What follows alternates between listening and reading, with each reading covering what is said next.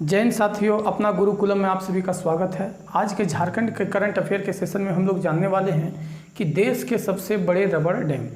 अब आपके मन में एक प्रश्न यहाँ पे उठ सकता है कि देश के सबसे रबड़ बैंड का संबंध झारखंड के करंट अफेयर से क्या है।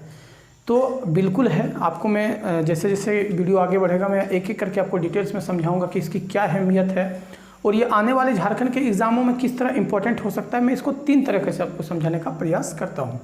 सबसे पहले तो ये जान लीजिए कि यह इम्पोर्टेंट इसलिए है क्योंकि यह झारखंड का जो है पड़ोसी है, बिहार। दूसरा इम्पोर्टेंट यह है कि यह ऑल ओवर जो करंट अफेयर है उसके लिए इम्पोर्टेंट है। और तीसरा संबंध इसका फल्गु नदी से है, क्योंकि यह डैम जो है वो फल्गु नदी में बना है और जिसका उद्गम स्थान आप सभी को पता है कि झारखंड में है।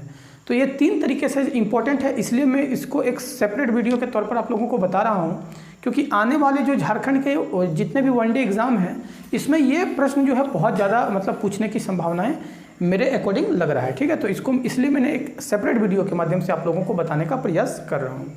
तो अंत तक बने रहिएगा, कहीं जाइएगा मत, क्योंकि यह टॉपिक आपके लिए बहुत इंपॉर्टेंट है, आने वाले विभिन्न एग्जामों में पूछा जा सकता है। और अगर अभी तक चैनल को सब्सक्राइब नहीं किया है तो कोई बात नहीं, वीडियो को पूरा देख लीजिए, अगर अच्छा लगेगा तो अंत में सब्सक्राइब कर बेल आइकन को प्रेस कर लीजिएगा।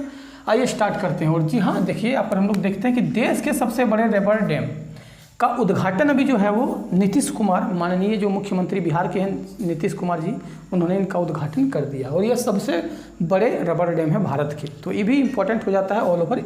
तो सबसे पहले में तो ये जान लीजिए कि इसका स्थान कहाँ पे है, कहाँ पे बनाया गया है ये डैम। तो गया, याद रखिएगा, गया और बिहार में, मतलब जो कि बिहार डिस्ट्रिक्ट में स्टेट में पड़ता है, गया, वहाँ पे इस रबड़ डैम का बनाया गया है। अगर इसकी लागत की बात की जाए तो इम्पोर्टेंट है, 324 करोड़ इसकी कुल लागत है। अगर नदी की बात की जाए तो फल्गु नदी पे बनाया गया है, इसलिए ये झारखंड के करंट अफेयर के दृष्टि से इम्पोर्टेंट हो जाता है।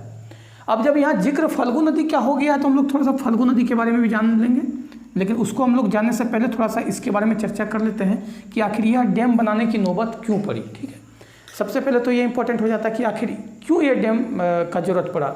तो देखिए, जो गया है आप सभी को पता है, हिंदू रीति रिवाज के अनुसार, पुराणों के अनुसार अगर आप देखेंगे तो जो पूर्वज होते हैं, पितरों का जो पिंडदान होता है वहाँ पे गया में, फल्गु नदी में ही। ठीक है, जब तक हिंदू मान्यता के अनुसार अगर आप किसी भी मरे हुए प्राणी का जब तक पिंडदान गया में नहीं करते हैं तो उनकी आत्मा जो है भटकती रहती है। मतलब कहने का कहा जाता है कि उनकी आत्मा को शांति तभी मिलती है जब वो उनका पिंडदान गया में हो जाता है।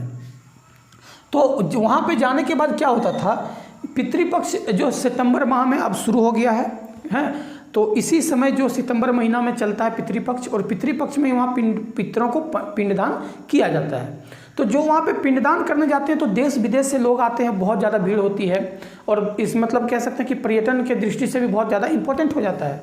लेकिन उस समय क्या होता है कि यहाँ की जो नदियाँ हैं, फल्गु नदी है, सूख जाती है। ठीक है, फल्गु नदी सूख जाती है तो वहाँ के लोगों को काफ़ी दिक्कत का सामना करना पड़ता है। वहाँ नदी के रेत को फिर कोड़ा जाता है, हम लोग बोलते हैं उसको अपने गांव घर के लैंग्वेज में चुइयाँ बनाना, या कह सकते हैं उसको क्या चुइयाँ बनाना। अब पता नहीं आप लोग अपने अलग अलग स्थानों में उसको क्या कहते होंगे, नहीं पता। तो वहाँ पे चुइयाँ बनाकर पानी को निकाला जाता था और पिंड प्रदान की काम किया जाता था। वहाँ पे सीता कुंड है, तो सीता कुंड तक भी ब्रिज बनाया गया है, अभी बहुत इंपॉर्टेंट है। ठीक है, तो ये जो पिंडदान था इसके लिए यहाँ पर देश का सबसे बड़ा रबड़ डैम बनाया गया है। अब देखिए रबड़ डैम होता क्या है ये भी जान लीजिए थोड़ा सा। तो रबड़ डैम क्या होता है कि देखिए, रबड़ डैम जो होता है वो पुल के नीचे एक रबड़ टाइप से लगाया जाता है जो कि आने वाले पानी को वो रोक देता है। ठीक है, फूल जाता है रबड़ और पानी रुक जाता है वहाँ पे। अब सवाल ये है कि ठीक है, पानी रुक जाता है तो कितने पानी रुक सकता है। तो याद रखिएगा, फर्श से यानी तल से 2 मीटर तक, ठीक है, 2 मीटर तक पानी उसमें रुका हुआ रहेगा। ठीक है, हमेशा 2 मीटर तक पानी आपको देखने को मिलेगा फल्गु नदी में।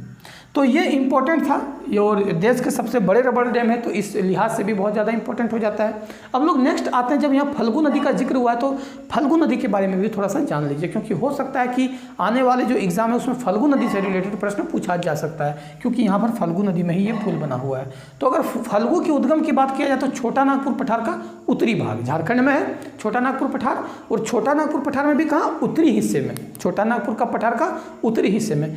आप अगर मान के चलिए कि अगर ये छोटा नागपुर पठार है तो इसका स्थान किधर है दोस्तों, उद्गम इधर उत्तर की ओर। ठीक है, ये हो गया पूरब, पश्चिम, उत्तर और दक्षिण। ये छोटा नागपुर का पठार की उत्तरी हिस्से से कौन निकलती है, तो फल्गु नदी निकलता है, याद रखिएगा, ठीक है। दूसरा अगर हम लोग मुहाना की बात की जाए तो सबसे पहले तो ये याद रखिए कि मुहाना कहते किसको है। तो देखिए, अगर कोई नदी जाके किसी दूसरे नदी पर जब मिलता है और उसका अगर धारा उस नदी की अपेक्षा कम हो जाए, मतलब वो नदी जाके उस पर मिल जाए, तो उसको कहते हैं मुहाना।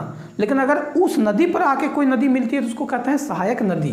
तो जिस नदी पे जाके मिलती है वो है पुनपुन नदी, फल्गु नदी पुनपुन पे जाके मिलती है।